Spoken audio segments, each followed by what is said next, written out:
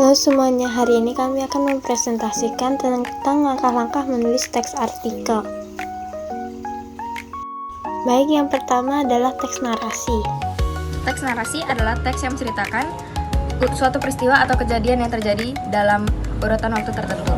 Tujuan utamanya adalah menghibur pembaca atau menyampaikan kisah yang memiliki alur, tokoh, latar, dan konflik. Dengan kata lain, teks narasi berisi cerita. Langkah-langkah untuk membuat teks narasi: pertama, tentukan tema dan tujuan. Tentukan topik serta pesan cerita. 3. Tentukan tokoh dan latar. Siapa, di mana, dan kapan peristiwa terjadi. Keempat, susun alur cerita. Buat urutan kejadian, awal, konflik, puncak, dan akhir. Yang kelima, tulis cerita gunakan bahasa yang menarik dan deskriptif. Yang keenam, periksa dan revisi, perbaiki ejaan, alur, dan juga kejelasan cerita. Untuk contoh-contohnya, di sini ada contoh yaitu judulnya Sahabat di Tengah Hujan. Sore itu langit tampak kelabu. Hujan turun deras ketika aku baru saja keluar dari sekolah. Aku lupa membawa payung sementara jalanan sudah mulai sepi. Saat aku bingung menunggu reda, tiba-tiba Rani datang menghampiriku sambil membawa payung besar berwarna biru. "Ayo pulang bareng aku," katanya sambil tersenyum. Kami berjalan bersama sambil tertawa di bawah hujan. Sesampainya di rumah, aku menatap punggung Rani yang berjalan menjauh. Aku tersenyum. Meskipun hujan membuat tubuhku dingin, hatiku terasa hangat. Aku tahu aku memiliki sahabat yang tulus. Selanjutnya ada teks deskripsi. Teks deskripsi adalah teks yang berisi penggambaran suatu objek secara terperinci sehingga pembaca seolah-olah bisa melihat, mendengar, merasakan, atau mengalami langsung apa yang dideskripsikan. Langkah-langkah untuk membuat teks deskripsi: pertama, menentukan objek yang akan dideskripsikan. Yang kedua, kumpulkan data atau informasi tentang objek. Yang ketiga, membuat kerangka teks deskripsi, yaitu pertama, identifikasi, yaitu pengenalan objek. Yang kedua, deskripsi bagian, yaitu penjelasan detail bagian-bagian atau ciri-cirinya. Yang ketiga, penutup, yaitu kesan atau pandangan penulis terhadap objek. Yang keempat, langkah-langkah yang keempat, tulis teks deskripsi berdasarkan kerangka. Yang kelima, gunakan kata sifat dan kata kerja indrawi. Yang keenam, periksa ejaan, tanda baca, dan kejelasan deskripsi agar teks mudah dipahami. Untuk contohnya ini. Lanjut kita ke teks eksposisi.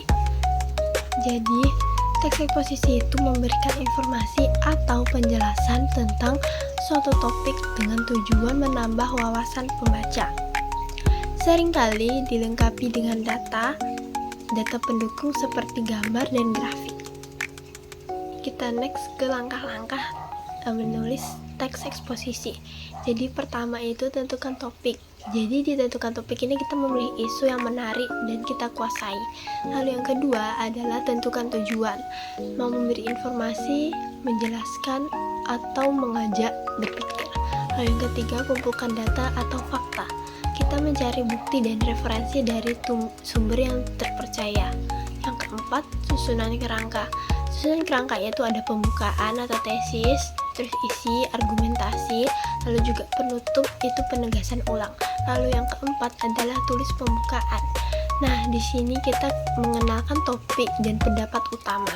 Lalu yang keenam adalah tulis isi, yaitu adalah uraikan argumen dengan data dan penjelasan yang logis. Lalu yang ketujuh ada tulis penutup, yaitu di mana kita menyimpulkan dan menegaskan kembali gagasan utama. Dan yang terakhir atau yang ke-8 adalah periksa bahasa, yaitu adalah gunakan bahasa baku, jelas dan objektif. Berikut adalah contoh dari teks eksposisi.